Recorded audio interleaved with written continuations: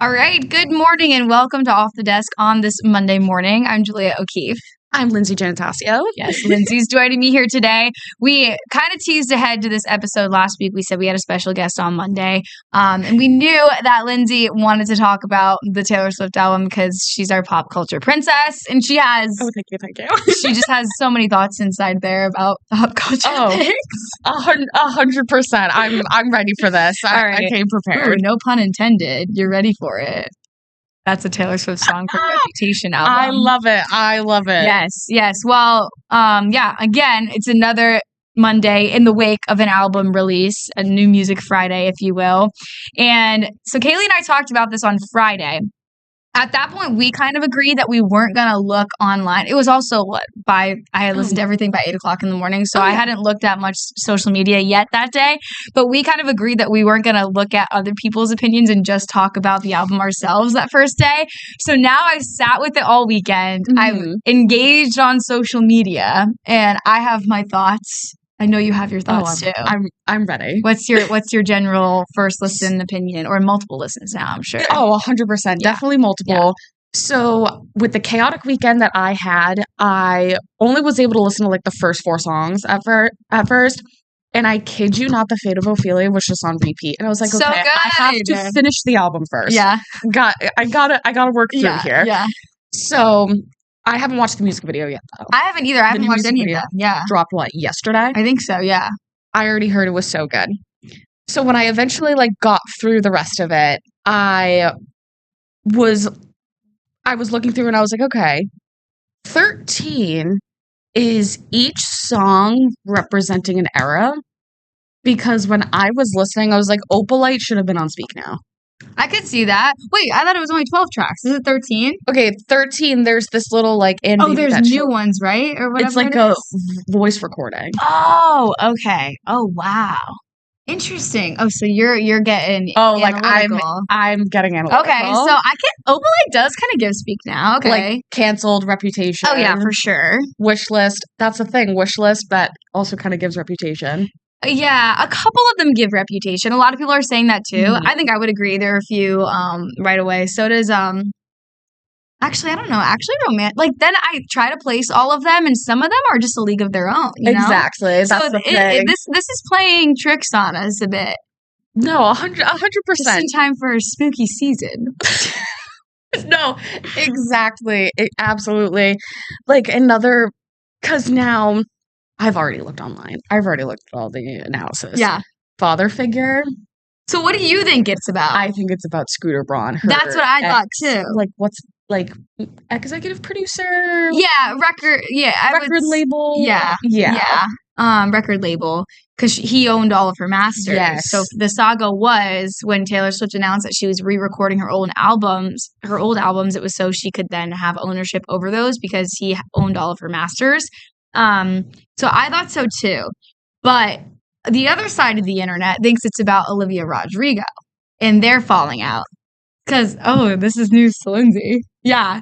So Olivia Rodrigo, another, pop princess, she was very open about always looking up to Taylor Swift. Yes. And then she sampled Taylor Swift's song New Year's Day in One Step Forward, Two Steps Back, Olivia's song.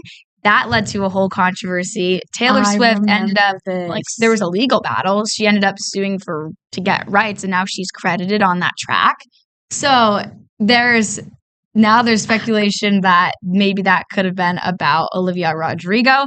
However, I'm with you on the fact that it feels like it's from the perspective of her and Ron. Yeah. Yes. I think so too. But but the Olivia Rodrigo analysis, that's not too far off either. No, it's not. And that's the thing. I think that's what Taylor Swift does so well, the ambiguity and keeping people guessing to the point where her fans are coming up with all these theories that can hold true if you want it to be, because there's so many hints in there and her life is so public. But I mean, I don't know.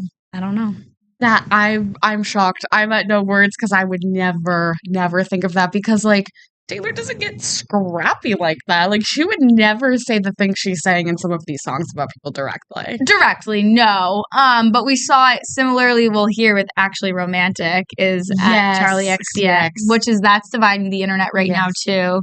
One of my friends is like a huge Charlie XCX fan and a huge Swiftie, and so we were all like, Frank, who are you siding with? Now. Like, I plead the fifth.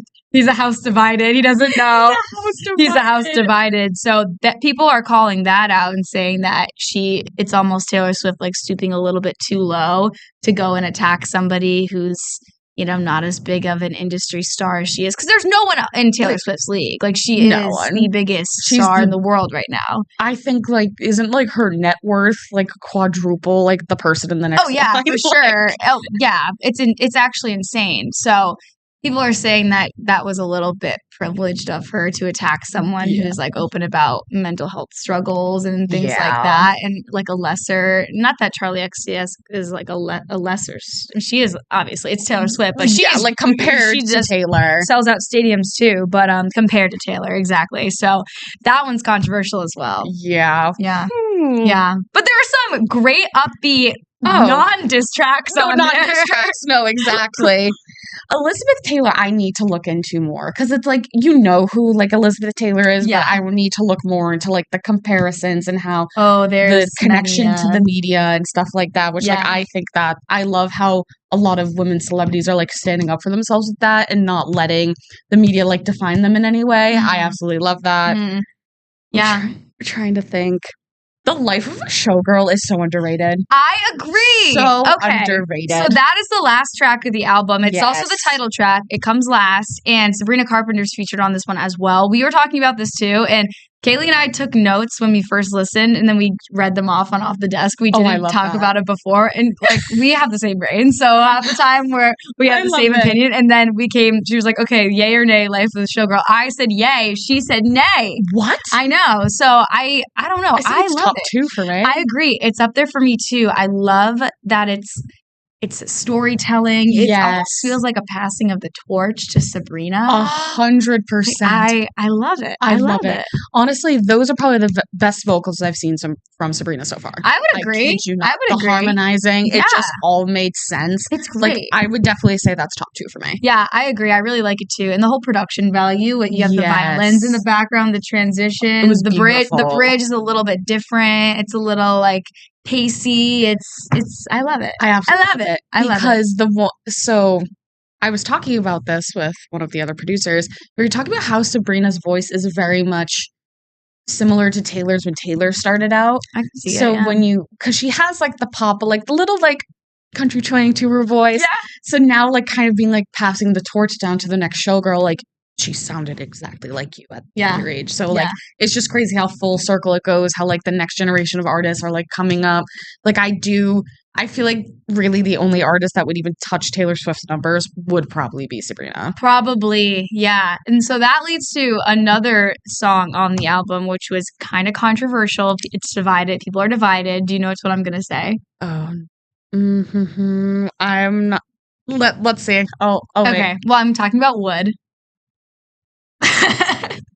I want to hear your analysis on this. I'm not going to analyze it, but I'm just going to, in terms of Taylor Swift and Sabrina Carpenter's both as separate individuals, separate entities, each with their own separate brand. I love the song, especially like I've seen people analyze the album very deeply from a standpoint where I'm like, you're being too critical. Why don't we separate art from the artist? Like if these songs were just sitting alone, and even if they were sung by like Wood, for example, is getting criticized because people are saying that she tried to do Sabrina, but like didn't do Sabrina well enough. Because it's Taylor Swift, so it's like she's taking her, she's a millennial now. She's in her satire's a general writing concept, and anyone can do it. There we go, we have it right there. so people are saying that, and I'm like, well, if you just heard this song and it was sung by someone other than Taylor Swift, you would probably love it. Exactly. So it's one of those things where I'm like, I love it. I think I can sit back and appreciate it and laugh, and it's satire. After everything the woman went through, she can write a couple songs with a nice glitter pen and call it a day. She deserves it. Exactly. That's the thing. I feel like we put Taylor Swift into this box where, you know, sure she's a superwoman, but it's at the end of the day, like she's putting on music for herself too. Let the girl do what she wants. Exactly. Let her do what she wants. She's happy and in love. Nothing. Everything is not always black and white here. Like she can be allowed to have all the pretty colors and the rainbows and all that. Exactly. Yeah. So that was we're probably just getting started. I'll say 100%. But we're gonna take a quick break, and we will be right back to talk more. You know, all the things, and also she's gonna be on Jimmy Fallon tonight, so that's exciting. I know we're all looking forward to watch that. So stay with us, and we'll be right back.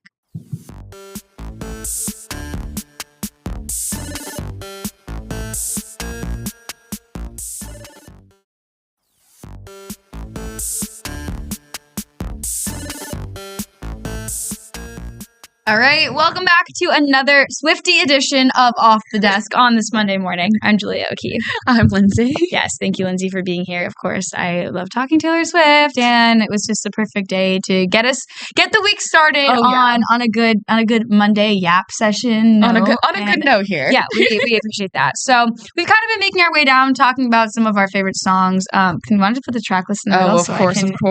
Give myself a peek-see. Of course. We talked about, The Fate of Ophelia, you said was your favorite. Awesome. Also, where the album cover came from. I think it's probably a nod to Ophelia drowning and all that. But again, she gets saved in the song, so that's cool. Exactly.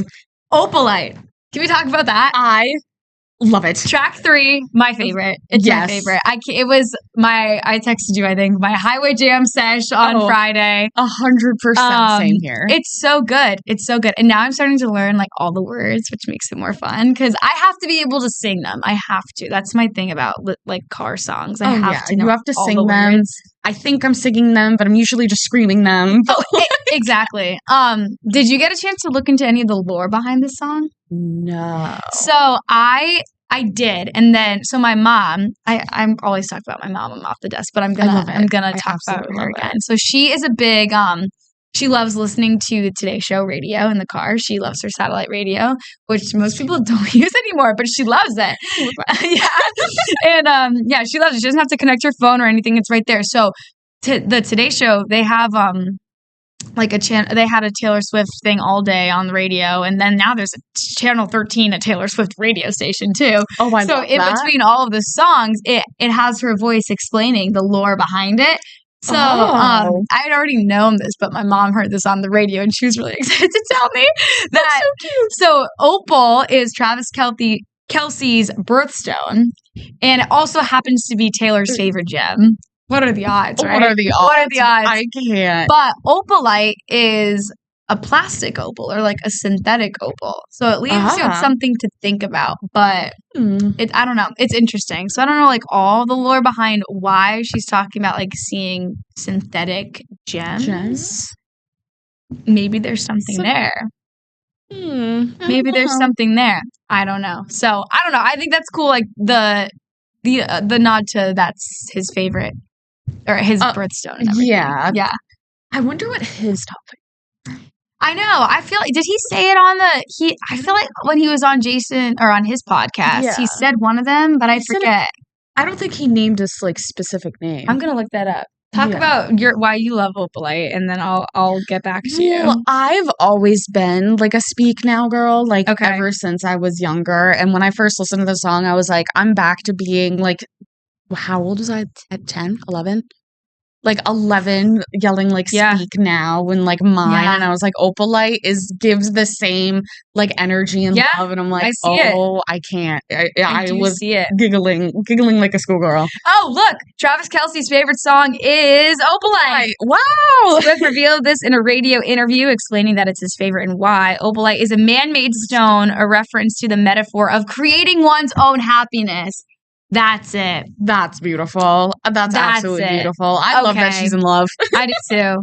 Additionally, Opal is Travis's birthstone, making the song a specialized personalized. Okay, I figured it was going to be something about like not. I didn't want to say synthetic, obviously, because this is real love. Like they're in 100%. They're in love. But man-made was probably a better way because then that alludes to something that you can create for yourself. Yes. Ha! Okay. 100%. The more you know. I love that. I love that.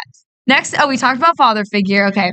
Eldest daughter. A typical Taylor track 5. Yes. Yeah. Like, this one was giving, like, folklore, Yeah, Evermore, it Tortured was. Poets Department. It was. And what was interesting to me is I feel like this album, especially in The Fate of Ophelia too, there's some I'm a music person, so I hyperanalyze everything. Not only, and I was an English major, so not only for English literature references and stuff, but I analyze like the beats and the keys of songs because that's just yeah. But so there's a couple which we haven't seen her do much of. There are some interesting choices of time signatures and on and off rhythms, like The Fate of Ophelia. There's a section that starts where you like don't expect it to, and then the same thing kind of in Eldest Daughter. Her phrasing, they're not perfectly evened out, which is interesting. They almost feel like the phrases are like long and continue. It's almost like a continuation of a thought every sentence, which is interesting because she's so like, you look back to Fearless and Speak Now where it's the same chord progression, the same syllables on every line. So there's a lot of creative freedom here, I notice. Because I feel like with having all of that specifically in Eldest Daughter, more like kind of like slow, like in-depth emotional song. Yeah. It's like that it makes the eldest daughter in real life like perfectly relatable. Like coming from kind of half eldest daughter with my half younger sister, like I related to that so much. And I was like, I feel like that's my mind 24/7. Yeah, like it's just going. Like organized, but yet like continuous chaos at the same time. Like we're going. Like, I feel like that's what that song gives. That's so relatable. I'm an eldest daughter. That's so relatable. Yeah, like organized for sure, but the continued chaos of, you know, maybe you're like the guinea pig, the parenting guinea pig, and then also like laying the groundwork for your siblings, trying to be a role model. Like the pressure's there, but also I feel like the stereotype of the oldest sibling is to kind of have it together and be the one that you're organized, you're following, you know, you're paving the way. It's not, and then the second child's usually like the chaotic one. So I get that title in a way of continuous thoughts where honestly, if you were to write all these words out in one sentence and not like split it up into stanzas or verses, it probably would look like sentences that could end and stop in multiple different places. 100%. Yeah, I can definitely agree with you on that. Ooh, we got deep there. Another one I feel like is not talked about enough, and it's really good. Honey. Yeah, it was low on my list after a first listen. Then I listened to it again, and I liked it. I like it. I get why it's lower on in like some people's lists. It's kind of like middle for me. It's because kind of like, especially growing up in like the service industry. Yeah. And, like, I've kind of just grown up very in, like, a big family. We call each other honey when I'm, like, serving and, like, customers. They're like, oh, honey, or, like, something like that. Like, that's what that kind of gives. Like, her songs are so relatable in ways that you, like, would never think about. Yeah, yeah. Where it's, like, you don't really see satire as being relatable. Yeah. In most, like, instances. Right. So, like, I'm re-listening to some of these songs, and I was like, ooh, I get that. I get that. Yeah. Yeah, I like that too. I think it'll be one of the ones I listen to more for sure. Let me ask, do you have a least favorite? I think it's because I haven't listened through them enough, but I would have to say Wish List and Canceled. Okay. I like Wish List. I think I like it. I need to give it more time. Yeah. I mean, I need to give many of these more time, I think. Canceled would probably be low. Yeah, that would be low for me. I hate that I like Actually Romantic because I don't necessarily I really do like it.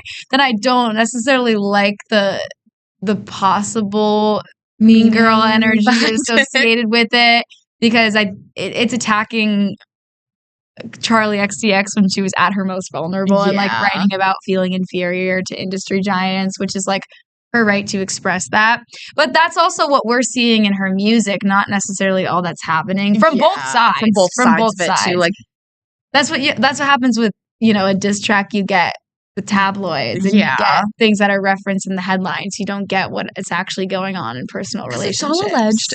It's all alleged. All alleged. Exactly. No confirmation or anything like that from either side. Yeah, I agree. So that would probably be low for me. But I mean, I'm looking at this and it's catchy. And granted, it's not. I don't think it's the lyrical masterpiece, Yes. the deep, meaningful that folklore had. It's not like world Yeah. building or anything. Like, she is telling her story.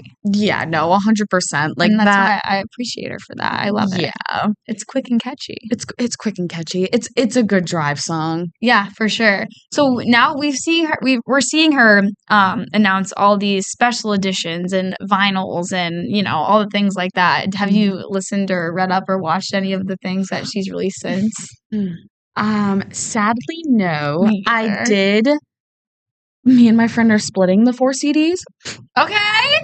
so I will be getting those sometime next week. I'm As you pretty should. sure. As you should. So I can't wait to see what like little like charms come with everything. But I don't think there's different songs on each CD.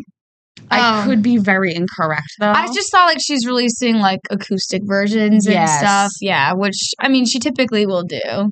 This Oh, woman, yeah. there's the drop and then there's the drop after the drop. Oh, yeah, every like, single time. This woman has a marketing degree. Yeah. She definitely knows and understands what she's doing. Yeah.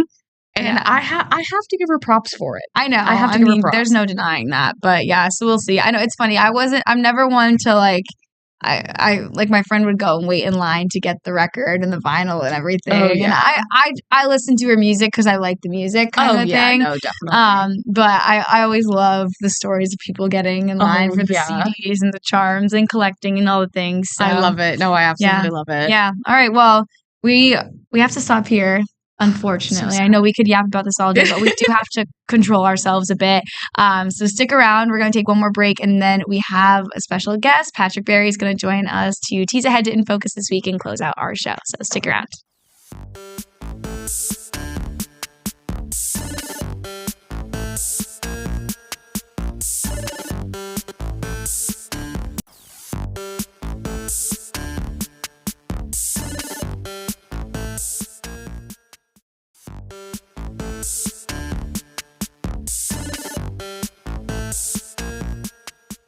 All right, welcome back to these last couple minutes of Off the Desk on this Monday morning. Thanks for being with us as we have a swifty Monday of Off the Desk. But promise, I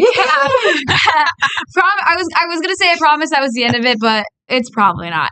Anyway, Never will be. Shifting gears now to welcome our host of 22 News In Focus, Patrick Berry, today. Patrick, how are you on this fine Monday morning? I'm excellent. Good morning, everyone. Good morning. Good morning. I do want to touch a little bit about Taylor Swift because you had me here on Friday, Yes. and I interrupted. You did like 25 minutes of Taylor Swift, and you like Yes. snuck in a little In Focus. I want to sneak in a little Taylor Swift first. How old is she now? 34. And she's still doing diss tracks. Shouldn't she mature out of that? But she never had that moment though. I guess. She did behave for a very True, long she did time. behave for a while. Then we hit Reputation, and she Sure. kind of stayed in the Reputation era Yeah. a little bit. Yeah, I'm kind of with you though. I like the song itself. I don't get like both that we have to be mean girls. Yeah. Exactly. I get that. Grow up. I get You're that. 34 years old. I get that. You're about to get married. Yeah. You know. I fear I do understand. I do understand that. I get it. I do get that. All right, That was my one Taylor Swift comment. Okay. I had to. We appreciate it. Oh, read the New York Post article about her lyrics. Okay. Okay. Okay, That's if you get good a to chance. I know. was going to text it to you, Okay. Julia, but Okay. I forgot about it. All right. Okay. All right. So that's Go my back next and read it. endeavor. We Yeah. will, yes, for So sure. switching gears, In Focus. Switching Hopefully, folks, you've been tuning into the 22 News Plus app. I've had some great guests. I really have. Each week, I've had a long lineup of interesting conversations with a wide variety of people. It could be politicians, District Attorney Gallooni, musicians, filmmakers, beekeepers, you name it. This coming week, I've got a few important ones. If you're unaware, the personal debt crisis is at an all-time high. So I've got a specialist coming in to talk about that, and if you are experiencing debt, how you get your life back on track. I will be tuning in. Yeah, exactly. Everybody has it. You know, it's and the good thing is, Massachusetts is better than most states for lower debt, but it's the facts and figures are astronomical. It's ridiculous. Ever wonder how you charge your phone, where the electricity comes from? No. Well, those are the weird things I think about. So I got a guy in. I had him in, and we talked about where does the electricity come from to turn the lights on, power the computers, and so forth. So we're talking about that. You guys are more recent to this than I am. School counselors. They used to be school guidance counselors. They're now just called school counselors because they have a multitude of responsibilities. Yeah. I didn't do know it all. that. They do I it never all. knew that. Exactly. And they're not just high school. They're elementary school, middle school, and high school, covering a wide range. So I thought that was fairly interesting. So I got the head of the Massachusetts School Counselors Association came in, and we had a conversation about that. Yeah. Cool. And from my Mass Appeal days, I interviewed a gentleman who organizes a local Native American powwow. Literally, it's a powwow. Oh, wow. And that's when groups of Native Americans get together and celebrate. I wanted to learn more about Native Americans local to the Pioneer Valley. So Justin came in and talked to me a bit about that. On everybody's mind is China. I don't know about you guys. I know very little about China. It's a big country. It's halfway around the world. Yeah. Got a lot of people over there, billion something people, right? So I had a UMass professor come in and talk to me about China.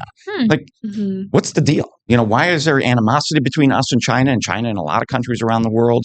Why do they have 1 billion people?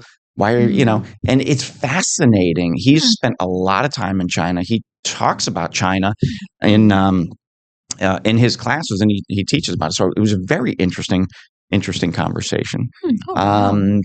Pan Mass Challenge, gentleman out of Suffield, Connecticut, is a supporter and participant in the Pan Mass Challenge. Then he took that to the next level and started to create a Suffield Kids Pan Mass Challenge. Wow. So it's it's not a bike race. It's just sort of an event for kids. Yeah. Like I think it's in a church parking lot or something like that. Cool. And it's a party and whatever. So learn more about that. Cool.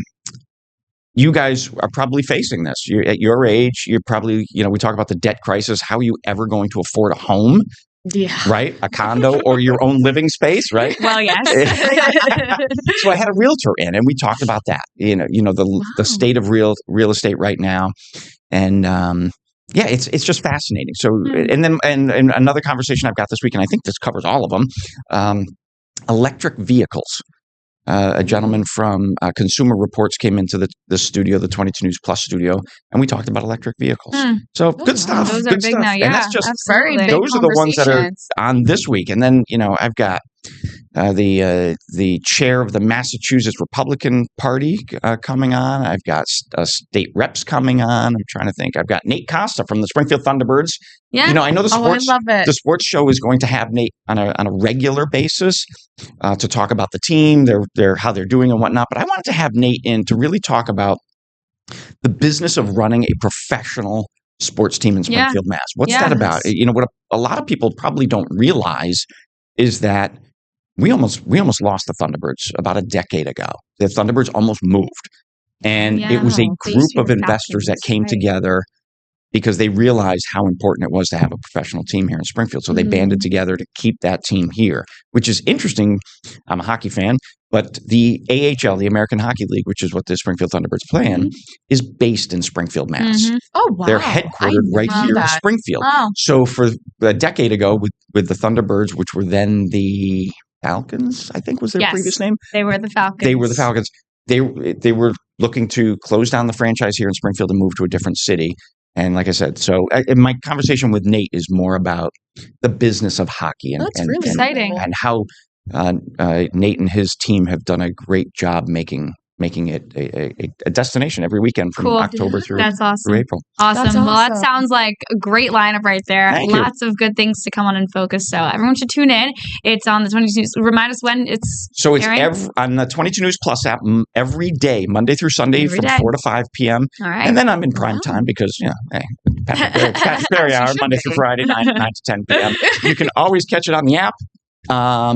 If you go to WWLP's YouTube page, there's a playlist under there with all my interviews that have been uploaded so far. Awesome. That's All right, amazing. Patrick. Well, thank you so much. Thank you. We're back next Monday too, right? Back next Monday too. Yeah, we'll have teases every Monday. All right. Thank you. And I want to say thank you again to Lindsay for joining me on Off the Desk this morning. We had a fun Swifty / In Focus Monday. All right. Well, thank you so much for joining us on Off the Desk today. Be sure to tune in same time, same place tomorrow. Have a good one.